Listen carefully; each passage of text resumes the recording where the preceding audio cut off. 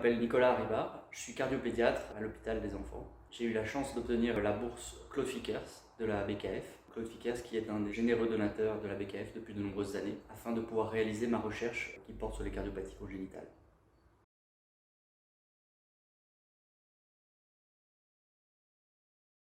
Les cardiopathies congénitales, c'est un ensemble de malformations qui touchent le cœur des enfants avec lequel ils naissent. Il s'agit de la malformation congénitale la plus fréquente.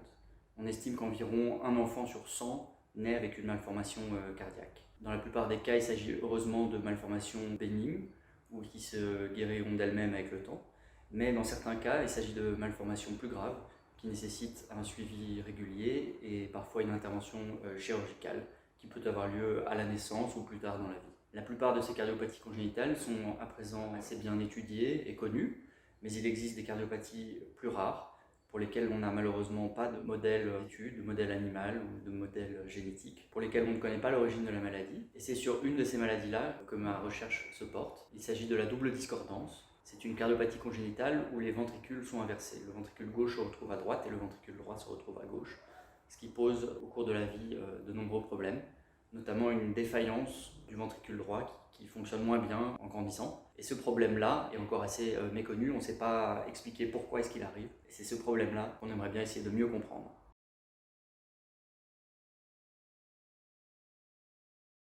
Mon travail sera réalisé en collaboration avec l'hôpital Necker Enfants Malades à Paris et l'université d'Aix-Marseille. On utilise en fait une collection de cœurs fétals issus de produits d'interruption de grossesse de fœtus qui avaient une cardiopathie congénitale.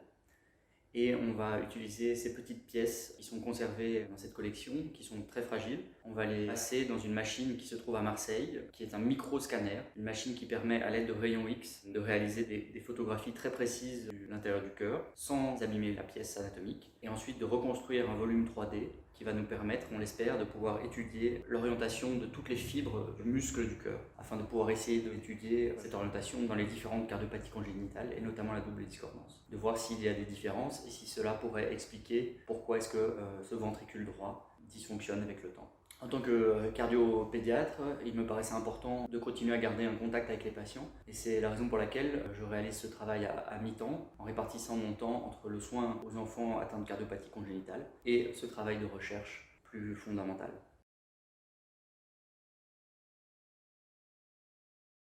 Cette cardiopathie étant à l'heure actuelle encore assez mal comprise, on est parfois un petit peu pris au dépourvu dans la prise en charge de ces patients qui nécessitent des réinterventions, des opérations, un suivi assez lourd. Et on espère, en comprenant mieux les cardiopathies congénitales, pouvoir apporter des traitements plus efficaces qui permettront d'améliorer la qualité de vie de ces enfants et adultes atteints de cardiopathies congénitales rares.